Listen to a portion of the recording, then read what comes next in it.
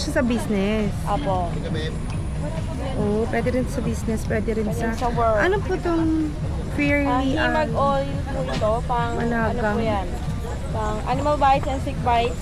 Okay. Para kating ko ganyan. Yes po. Ano to? Himag oil, panagang, para sa mga insect bites.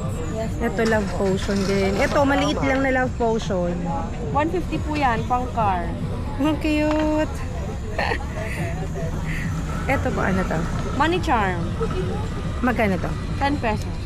Nilalagay sa wallet. Money charm, guys. Oh. Ano ba to? Puno ng ano ba to? Malete. Tagupay-pay po yan. Ha? Tagupay-pay. Tanupaypay.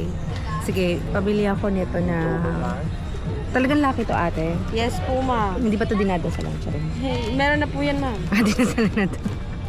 Sige, pabili ako ng 10 siguro. Para yan na lang pa sa lubong ko sa kanila.